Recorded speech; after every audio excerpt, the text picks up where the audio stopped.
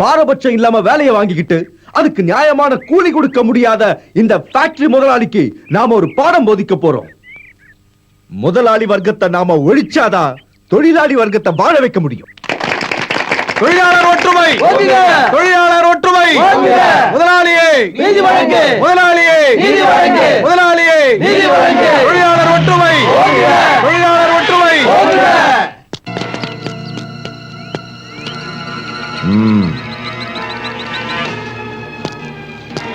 முதலாளியை வெளியே போக விட மாட்டீங்க? மாட்டோம். எங்களுடைய நியாயமான கோரிக்கையை நிறைவேற்றி வைக்கிறேன்னு ஒத்துக்கிற வரைக்கும் முதலாளியை வெளியே போக விட மாட்டோம். நியாயமான கோரிக்கையா? தெருவில் பிச்சை எடுக்க வேண்டிய உங்களுக்கு 3 வேளை சோத்துக்கு கூலி கொடுக்கறாங்கல்ல, இனி உங்க அம்மாவையும் அக்காவையும். சார், வீணா வீட்டுல இருக்கிற பொம்பளைங்களை பத்தி பேசாதீங்க. பேசினா என்னடா பண்ணுவ? என்ன புடிங்கிடுவியா? உழைச்சி இரும்பா போன இந்த கை பலத்தை நீங்க தெரிஞ்சுப்பீங்க. என்னடா சொன்ன? ஒன்னுடுவோம். சார் வேண்டாம். தொழிலாளி ஒருத்தன் நிழல் மேல கை வச்சா கூட என்ன நடக்கும் எங்களுக்கே தெரியாது. மிரட்டாதே, மிரட்டாதே, தொழிலாளிகளை மிரட்டாதே, மிரட்டாதே, மிரட்டாதே, தொழிலாளிகளை மிரட்டாதே. போலீஸ் அராஜகம் ஒழிக. உனக்கு தெரிய வேணும். முதலாளி இவங்களை சந்திக்கவோ இவங்க கோரிக்கை கேட்கவோ ஒத்துக்க மாட்டேங்கிறாரு. பேச்சுவார்த்தைக்கு முதலாளி வரலன்னா நாங்க எல்லாரும் அத்துமீறி ஃபேக்டரிக்குள்ள நுழைவோம். எல்லாரும் உள்ள போக முடியாது. ஒண்ணு பண்றேன், உங்க வர்கீஸை மட்டும் உள்ள அனுப்புறேன். தலைவர் வர்கீஸ் வாழ்க, தலைவர் வர்கீஸ் வாழ்க, தலைவர் வர்கீஸ் வாழ்க. முதலாளி, நீயும் என்கிட்ட சம்பளம் வாங்குற டிரைவர் தானே? உனக்கு ஸ்ட்ரைக் இல்லையா? இல்ல முதலாளி. முதலாளியே நீதி வழங்கு, தொழிலாளர் ஒற்றுமை ஓங்குக. முதலாளியே நீதி வழங்கு. நீ கொஞ்சம் வெளியில இரு, நான் கூப்பிடும்போது வந்தப்போ. சரி முதலாளி. முதலாளியே நீதி வழங்கு, தொழிலாளர் ஒற்றுமை ஓங்குக. முதலாளியே நீதி வழங்கு, தொழிலாளர் ஒற்றுமை ஓங்குக. முதலாளியே நீ இப்படி கத்துனி நான் உன் தொண்டை தண்ணி தாண்டா வத்தி போவோம். போய் உட்கார, உட்கார்றா. அது நாய் வேஷம் போட்டா குறைச்சுதானே அவன முதலாளி. நடிக்கிற உட்கார். உங்களுக்கு தான் வீண் தலைவலி. இப்ப ஸ்ட்ரைக்கோட நிலவரம் என்ன? நம்ம எஸ்ஐ பஞ்சபூதம் அங்க வந்துட்டார்னா அப்புறம் என்ன நடக்கணும் முதலாளிக்கு தெரியாதா? டேய், போன வருஷம் கொடுத்த 5% போனஸோ இப்ப கொடுத்துக்கிட்டு இருக்கிற சம்பளத்தை தவிர ஒரு சல்லி காசு கூட கூட்டி கொடுக்க முடியாது. ஐயோ, அது நமக்கு நாமே போட்ட திட்டம் தானே. இருந்தாலும் தொழிலாளிகளுக்கு சம்பளமும் போனஸும் அதிகமா கிடைக்க தோழர் வர்கீஸ் கடும் முயற்சி எடுத்தாரு. அந்த ஏமாளிகளுக்கு தெரிய வேணாமா முதலாளி? என்ன வேணாலும் பண்ணிக்க, எனக்கு இப்ப வெளியில வேலை இல்ல. நீ உன் கூட்டத்தை கூட்டிட்டு போய் கேட்டு வாசல் நின்னு தொண்டை கிழிய கத்துற, முதலாளி ஒழிக, முதலாளி ஒழிகன்னு. வேண்டாண்டா, சொரிஞ்சு இருக்கிற முடியும் பிடிக்கிறாத. உனக்கு நான் 5000 ரூபாய் தரேன். ஸ்ட்ரைக்க வாபஸ் வாங்க. ஸ்ட்ரைக் எல்லாம் வாபஸ் வாங்க முடியாது. என்னடா பிகு பண்ற? சரி போகட்டும், ஒரு 10,000 வச்சுக்க. தோழர்களே, மனுஷத்தன்மைனா என்னன்னு தெரியாத மிருகம் தான் உங்க முதலாளி. ஒரு சல்லி காசு கூட அதிகமா கொடுக்கறதுக்கு அவன் தயாரா இல்ல. நம்ம மனசு உடையக்கூடாது, ஓயக்கூடாது. தொழிலாளர் ஒத்துமன்ற நெருப்புக்கு முன்னாடி முதலாளித்துவ சாம்பலாகி போனதுதான் சரித்திரம். சைனா, ரஷ்யா, இன்னும் எவ்வளவு நாடுகள்ல இந்த சரித்திரம் நடந்திருக்கு. அந்த சரித்திரம் இங்க நடக்கிறதுக்காக புது புது போராட்டங்களை நம்ம நடத்திக்கிட்டே இருப்போம். நாம ஒத்துமையா போராடுவோம். தொழிலாளர் ஒற்றுமை ஓங்குக, தொழிலாளர் ஒற்றுமை ஓங்குக. தலைவரே,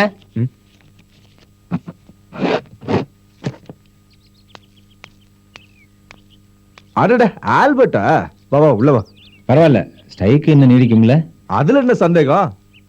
தொழிலாளிகளோட உங்க முதலாளி விளையாடிட்டு இருக்காரு.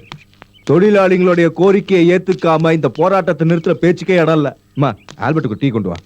இந்த போராட்டம் ஜெயிக்கிறதுக்காக என் உயிரை கூட நான் பலி கொடுக்க தயாரா இருக்கேன். சம்பளம் கூட கிடைக்கணும்னு தலைவர் நீங்க சொன்னதுனால தொழிலாளிகள் எல்லாம் ஸ்ட்ரைக்ல இறங்கிருக்காங்க. ஆமா, சம்பளம் இல்லாதனால 100கணக்கான குடும்பங்க பட்னியில வாடுறாங்க. ஐயோ பாவம், கஷ்டம். அதனால இந்த சதி திட்டம் வேண்டியதில்லை தலைவரே. என்ன சொன்ன? முதலாளிகிட்ட இருந்து 10,000 ரூபாய் லஞ்சமா வாங்கிட்டு ஸ்ட்ரைக்க முடிக்கிறேன்னு சொல்லி நீங்க ஒத்துக்கிட்டீங்கல்ல? எனது 10,000 ரூபாயா? அதான், ஸ்ட்ரைக்க முடிக்க 10,000 ரூபாய் வேணும்னு நீங்க பிச்சை கேட்கல? அந்த 10,000 ரூபாயா? சரி சரி சரி. தொழிலாளிங்க கேட்கிற கூலிய கூட்டி கொடுத்தா மாசம் 10,000 அதிகம் செலவாகுதுன்னு முதலாளி என்கிட்ட சொன்னாரு. அத நான் கேட்டதா நீ நினைச்சுக்கிட்ட? கடவுளே கடவுளே. எதுக்கு தலைவரே இந்த ரெட்ட வேஷம்? ஆல்பர்ட்டை ஏமாத்த நினைக்காதீங்க, அவ்வளவு முட்டாள் இல்ல நானு. அதுக்குள்ள நீ பெரிய யோக்கிய மாதிரி பேசாத. வேலை வெட்டி இல்லாம தெரிஞ்சுக்கிட்டு இருந்த உனக்கு முதலாளி கிட்ட டிரைவர் வேலை வாங்கி தந்தது இந்த வர்கீஸ் தான். அத மறந்துடாத. சம்மதிக்கிறேன். அதுக்காக இந்த அநீதிக்கு நான் துணை இருக்கணுமா? இருக்கணும். இல்லன்னா இல்லன்னா உன் வேலைக்கு வேட்டு வைக்கவே என்னால முடியும். அப்படி நீ தும்முனாவே போற வேலையா இருந்தா போய் தொலைட்டோம். நான் போறேன். ஆல்பர்ட், அடா ஆல்பர்ட் இல்லப்பா, நான் சொல்றது கேளு. எதுக்கு கோவப்படுற? பணம் வாங்குறேன்னு ஒத்துக்கிட்டேன், கரெக்ட் தான். எதுக்காக? என் தங்கச்சியை உன் தம்பிக்கு கல்யாணம் பண்ணி கொடுக்கணும், அதுக்கு பணம் வேணும்ல. ஓ, ஒரு வழியா காரணம் கண்டுபிடிச்சாச்சு. அநியாயமா சம்பாரிச்ச பணத்துல உன் தங்கச்சியை ஏன் தம்பி கட்டிக்கணுமா? இல்லன்னா இந்த கல்யாணம் நடக்காது. வேண்டாம். கர்த்தருக்கு பிடிக்காத விஷயங்களை செய்யறவங்களோட உறவுக்கு நான் இஷ்டப்படல.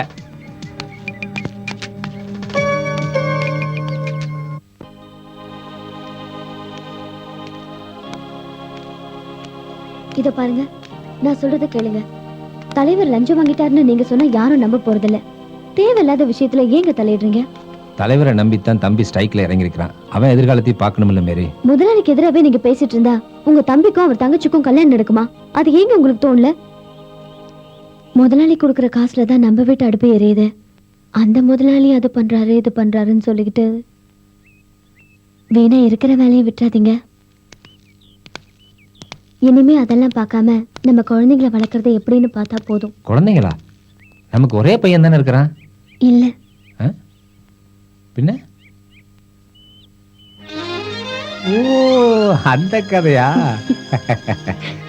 கர்த்தரே வா. மெல்ல மெல்ல.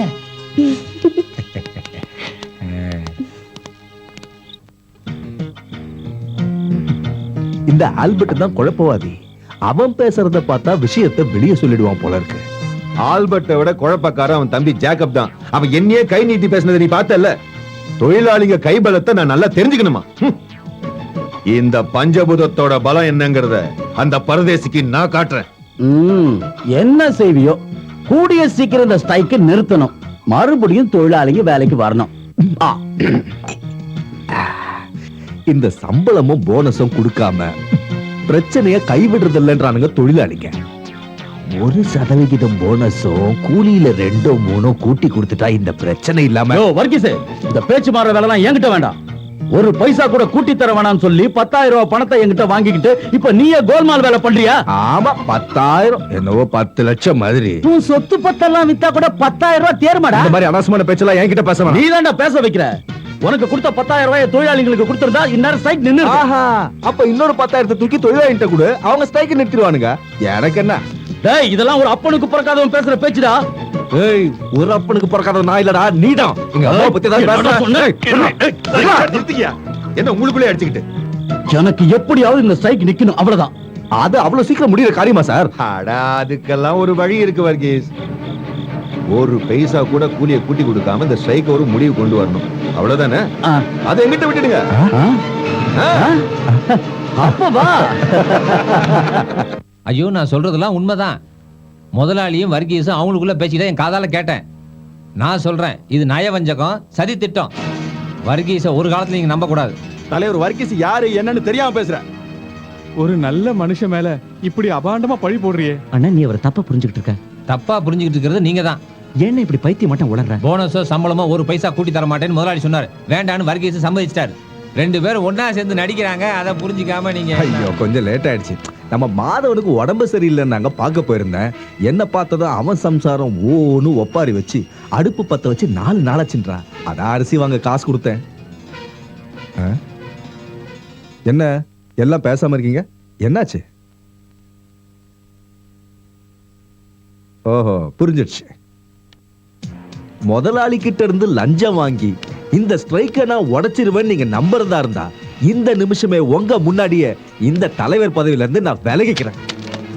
நான் உங்க விரோதி நீங்க நம்புறதா இருந்தா என்ன கல்லால் அடிச்சு கொல்லுங்க. ஆல்பர்ட் பேச்ச நாங்க நம்ப மாட்டோம். இனி இவன் யாருன்னு உங்களுக்கு தெரியணும். இவன் முதலாளியுடைய டிரைவர் இல்ல, முதலாளிக்கு உளவு பார்க்க வந்தவன். இவன் அனுப்பிச்சதே முதலாளி தான். தலைவர் லஞ்சம் வாங்கிக்கிட்டு ஸ்ட்ரைக்க உடைக்கிறாருன்னு உங்களை திசை திருப்ப வந்திருக்கான். இவன் முதலாளியுடைய ஏஜென்ட், காட்டி கொடுக்கிறவன், கருங்காலி. இவனை துரத்தி அடிக்கணும். கருங்காலி ஆல்பர்ட் ஒழிக. தலைவர் வர்கீஸ் வாழ்க. கருங்காலி ஆல்பர்ட் ஒழிக. கருங்காலி ஆல்பர்ட் ஒழிக. தலைவர் வர்கீஸ் வாழ்க. தலைவர் வர்கீஸ் வாழ்க. கருங்காலி ஆல்பர்ட் போதும் போதும் போதும். தோழர்களே, இன்னைக்கு நாம போராட்ட முறைய மாத்துறோம். ஃபேக்டரிக்குள்ள அத்துமீறி நுழைஞ்சு இறக்கமே இல்லாத அந்த முதலாளிய அங்க இங்கே அசைய விடாம நாம எல்லாரும் சேர்ந்து அவனை கேர பண்றோம். வாங்க. தலைவர் வாழ்க. தொழிலாளர் ஒற்றுமை ஒழிக. போலீஸ் அராஜகம் ஒழிக.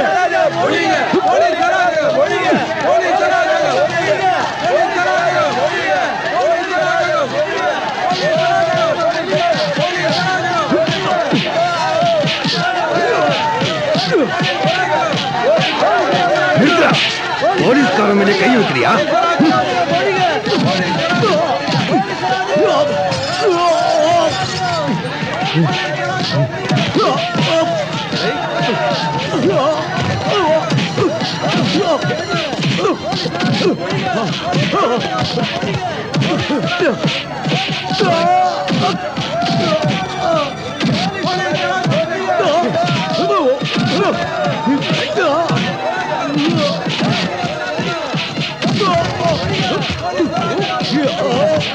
தம்பி சார் வேணாம் சார். சார் சொன்னா கேளுங்க சார். அடிக்காதீங்க சார். சார் சொன்னா கேளுங்க சார். அடிக்காதீங்க சார். சார் ப்ளீஸ் சார் விட்டுங்க சார். சார் சார் சொன்னா கேளுங்க சார். சார் கெஞ்சி கேட்டுங்க சார். சார் வேண்டாம் சார் விட்டுங்க சார். சார்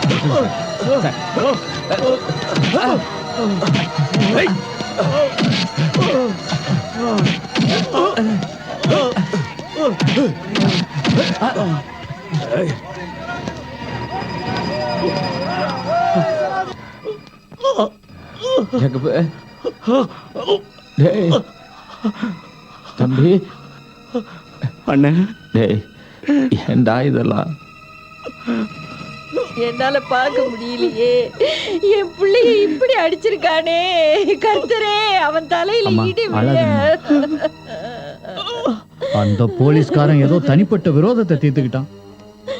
இதை யாருக்கிட்ட சொல்றது?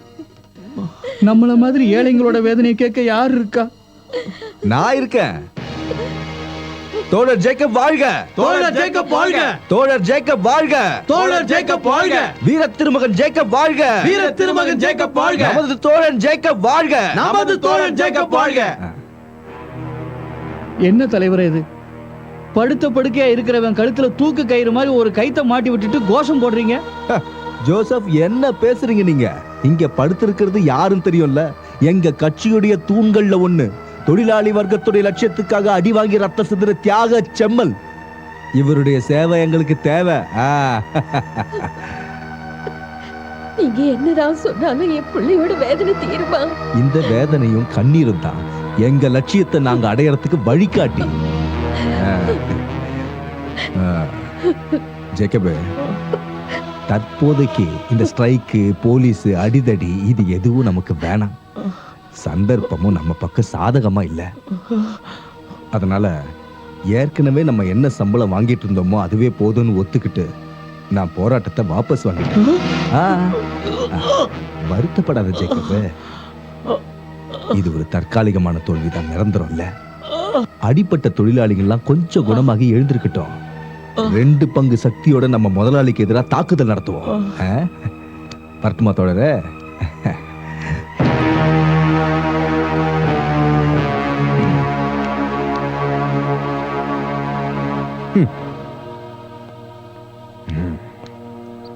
அவன் உடம்புல ஒரு இடம் கூட பாக்கி இல்லாம அடிபட்டு இருக்கிறதா சொன்னாங்க.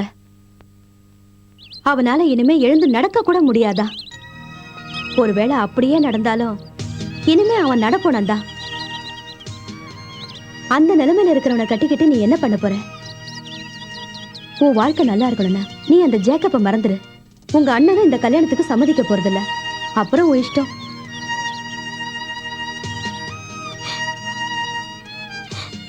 இல்ல, நான் இதை நம்ப மாட்டேன். தலைவர் லஞ்சம் வாங்கியிருக்க மாட்டாரு.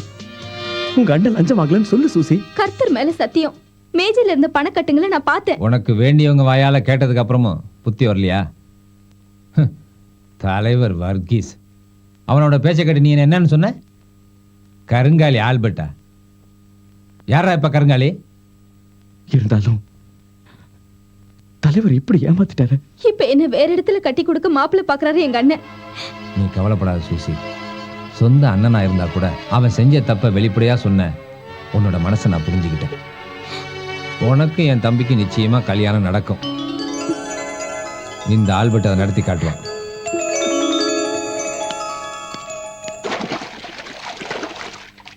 அண்ணன் இப்படி சந்தேகப்பட்டுட்டோமேன்னு உங்க தம்பி ரொம்ப வேதனைப்படுறாரு. அவன் இனிமே ஃபேக்டரி வேலைக்கு போக மாட்டேன்ட்டான். பின்ன என்ன பண்ணுவாரு? எப்படியோ அவனுக்கும் சூசிக்கும் கல்யாணம் பண்ணி வைக்கணும். நான் அவங்களுக்கு வாக்கு கொடுத்துட்டேன். கல்யாணத்தை பத்திலாம் அப்புறம் பேசிக்கலாம். உங்க தம்பிக்கு ஒரு வேலையை தேடணும். முதல்ல அந்த வேலையை பாருங்க. ஏய் வர்க்கீஸ், தொழிலாளிகளை ஏமாத்தி முதலாளிங்க கிட்ட லஞ்சம் வாங்குறதை விட மாமா வேலை பார்த்து பழைக்கலாம்டா. யாரோட மாமாண்டா என்கிட்ட எல்லாம் வச்சுக்காத. உன்னை உயிரோட விட மாட்டேன்டா. ஏய் என்னடா நல்ல மாதிரி நடிக்கிற? யாரா நல்ல மாதிரி நடிக்கிற? தொழிலாளிகளை ஏமாத்தி முதலாளிகிட்ட காசு வாங்கி தர சொன்னேன். முடியாதுன்னு சொல்றதுக்கு இந்த மாதிரி பண்றியா? அவன் மேல கை வைக்க முடியா? முடியா என்ன? கொஞ்சம் கூட மரியாதை முடியா? முடியா? ஏய் உன்னை பாத்துக்கிறேன்டா. போ.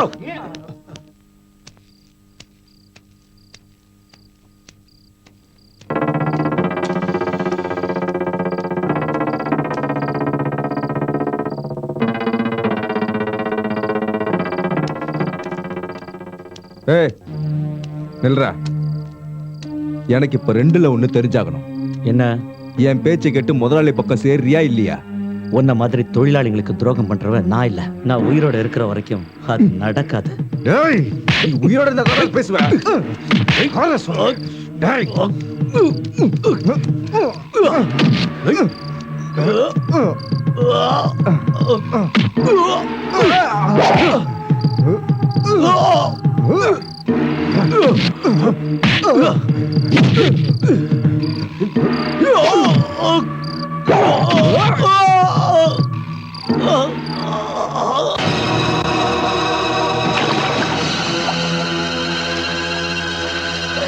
ஐயோ ஜேக்கப்!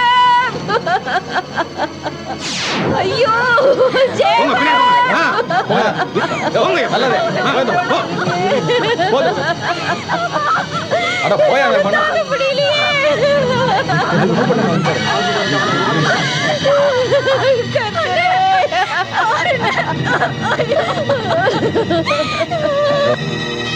பாட்டியடா ஆல்பர்ட் தம்பியே.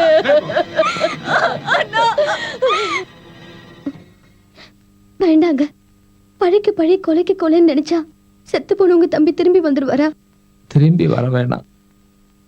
கொன்னவன் அப்படியே விட்டா என் தம்பி ஜேக்கப்போட ஆத்மா சாந்தி அடையாம போயிடும். உனக்கு தெரியுமா, 10 வயசுல இந்த ஊர்ல இருக்கிற எல்லா வீடுகளையும் கொல்லப்புறத்துல போய்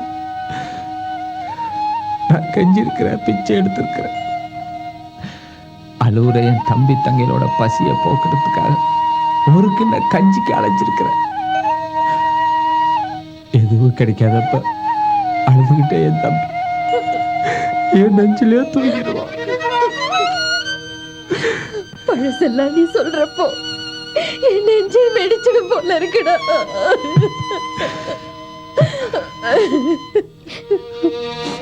நீங்க ஒண்ணு பண்ண வேண்டாம். கர்த்தர் அவனுக்கு தண்டனை கொடுத்துருவாரு. இல்ல, அவனை நான் சும்மா விட போறதில்ல. விட வேண்டாம். ஒரு கம்ப்ளைண்ட் எழுதி போலீஸ் ஸ்டேஷன்ல கொண்டு போய் கொடுங்க. அவங்க என்ன பண்ணணுமோ அது பண்ணுவாங்க.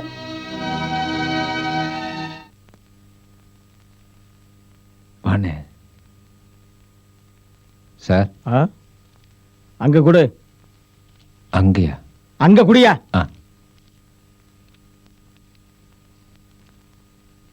சார் உள்ள கொண்டு குடியா.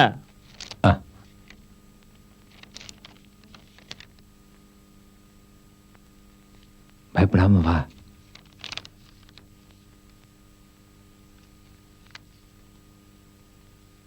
சார்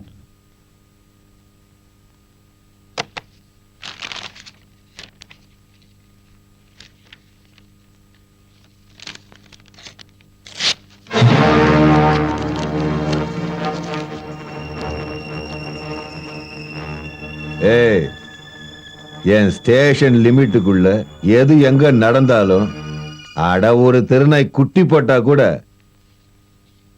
இந்த எஸ்ஐ பஞ்சபூதத்துக்கு தெரியும்டா. அப்பேற்பட்ட எங்கிட்ட செத்தவனை கொன்னதா சொல்லி ஒரு காகிதத்தை தூக்கிட்டு ஓடி வந்தா அதை நம்புறதுக்கு நான் என்ன கேனையனா? நீ பொய் புகார்லாம் எடுத்துக்கிட்டு வந்த எனக்கு கெட்ட கோவம் வரும். இது பொய்யான புகார் இல்ல சார். கொலைதான் பண்ணிருக்காங்கன்னு உனக்கு சந்தேகம் இருந்தா செத்தப்பவே வந்துருக்கணும். இப்ப ஏன்டா வந்த? அது அது கொலையாவே இருந்தாலும் அதுக்கு ஒரு காரணம் இருக்கணும்ல. அது உனக்கு வேணா தெரியாம இருக்கலாம், ஆனா எனக்கு தெரியும். ஊர்ல இருக்கிற பொண்ணுங்க எல்லாம் காதலிச்சு கைவிட்ட உன் தம்பிக்கு அந்த பொண்ணுங்களுக்கும் கூட பிறந்தவங்க இருப்பாங்கன்னு தெரிஞ்சிருக்கணும். அந்த அயோக்கியனை அந்த பொண்ணுங்களோட அண்ணன் தம்பி யாராவது கொண்டு இருப்பாங்க, கொல்லணும். அந்த அயோக்கியம் செத்தது கரெக்ட். அப்படி செத்தவனுக்கு வக்காலத்து வாங்கிட்டு வர உன மாதிரி ஆளுங்களுக்கு என்ன தண்டனை தெரியல. செத்தவன் யாரா இருந்தாலும் அவனை கொன்னவன் பேர்ல கேஸ் போடணும் இல்லையா சார்? நிறுத்துடா. எனக்கே சட்டம் சொல்லி தெரியா? இங்க நான் வச்சதான் சட்டம். தள்ளி அந்த பக்கம். உனக்கெல்லாம் நான் பதில் சொல்றேன். நிறுத்து சார். இனிமே புகார் எடுத்துட்டு ஆல்பர்ட்டுக்கு வர மாட்டான். முடவாய அடிச்சு பல்ல உடைச்சிருவேன். பழிக்கு பழி தீர்த்து காட்டுறேன். அப்ப இந்த ஆல்பர்ட் யாருன்னு உங்களுக்கு தெரியும். போடா வெளிய. எங்கிட்டே வீர வீட்டு போய் அவனை வெளிய. விடுறியா? போடா. அண்ணே வாடா போலாம். பாத்துக்கிறவங்கள ஒரு கை.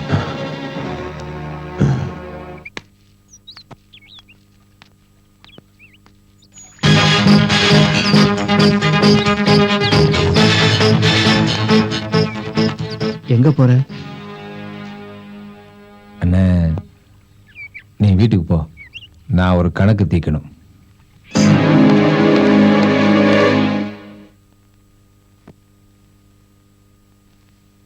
இதுக்கெல்லாம் யோசிக்காதீங்க முதலாளி. நாளையில இருந்து டிரைவரா அவன் இங்க வேலை பார்க்க கூடாது, துரத்தி அனுப்பிடுங்க. அவனை கணக்கு தீர்த்து அனுப்பிடுறேன். ஒரு சல்லி காசு கூட கொடுக்காதீங்க. 10 பைசா இல்லாம வெளியே அனுப்பணும். போய் பிச்சை எடுத்து பொழைக்கட்டும் ராஸ்கல். நாளைக்கு அவன் வரட்டும். நாளைக்கு வரைக்கும் காத்திருக்க வேண்டாம் முதலாளி. இன்னைக்கே கணக்க முடிச்சு போலான்னு தான் ஆல்பர்ட் வந்திருக்கிறேன். தொழிலாளிகளோட ரத்தத்தை குடிச்சு சும்மா திமிரு பிடிச்சு திரியிற ஒரு தலைவரோட சிபாரிசுல கிடைச்ச வேலை. தொழிலாளிங்க வேர்வையில லட்ச லட்சமா பணம் சம்பாதிக்கிற முதலாளிங்கிற மிருகத்திட்ட சம்பளம் வாங்குற வேலை. அந்த வேலை இந்த ஆல்பர்ட்டுக்கு வேண்டாம். இந்தா உன் கார் சாவி வச்சுக்க. ஏண்டா ஏன் மூஞ்சிலே சாவி தூக்கி எறியா?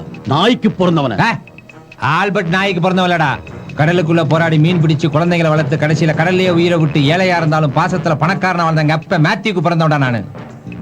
ஒரு அப்பனுக்கு பிறந்தவன்டா, தெரிஞ்சுக்க. பொறுக்கி நான் வேலை செஞ்ச காசை கொடுக்க வேணாம் தரமாட்ட நீ முடிவு பண்ணிட்டீங்கல்ல? வேண்டாம், எனக்கு வேண்டாம். அந்த காசை கூட இந்த நாய்க்கு தூக்கி எறி. ஏய், நீ ஒரு விஷப்பாம்பை மிதிச்சிட்டு போறங்கிறது நல்லா ஞாபகம் வச்சுக்கோ. அந்த பாம்பு வாயை பொளந்து விஷத்தை எடுக்கிற வித்தை இந்த ஆல்பர்ட்டுக்கும் தெரியும்னு நீ ஞாபகத்துல வச்சுக்க.